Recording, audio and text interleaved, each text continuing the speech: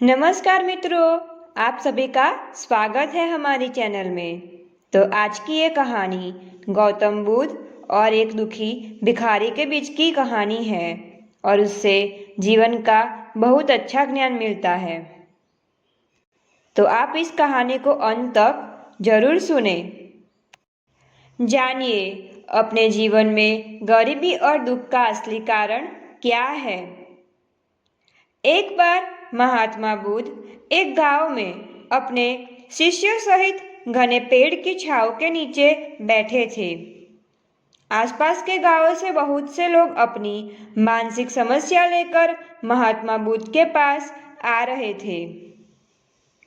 महात्मा बुद्ध उन सब की मानसिक परेशानियों का समाधान देते। सब लोग खुशी खुशी अपनी समस्याओं का समाधान पाकर वहां से लौट रहे थे।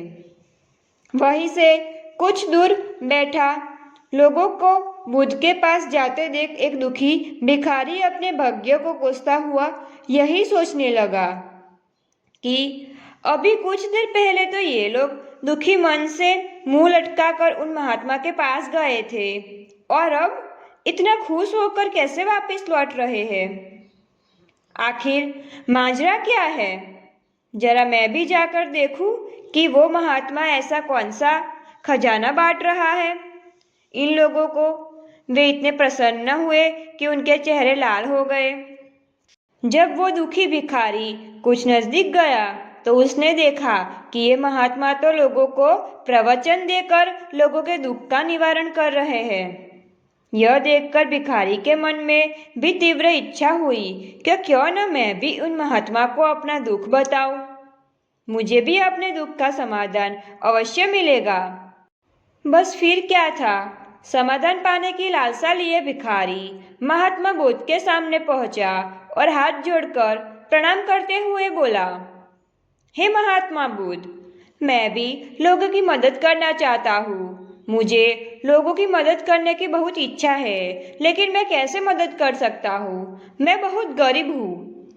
मेरे पास न तो पैसे है और न ही कोई ऐसी चीज जिससे मैं किसी की मदद कर सकूं। मैं कोशिश करने पर भी किसी की मदद नहीं कर सकता। मुझे भगवान ने इतना गरीब क्यों बनाया? हे महात्मा, मुझ पर कुछ कृपा करो। इतना बोलते हुए भिखारी रोने लगा। महात्मा बुद्ध बोले, आप बहुत अज्ञानी हैं क्योंकि आप अभी तक इस भ्रम में जी रहे हैं कि तुम्हारे पास कुछ नहीं है, जबकि तुम्हारे पास बहुत कुछ है दूसरों को देने के लिए। तुम बिना धन और वस्तु के भी दूसरों की मदद कर सकते हो।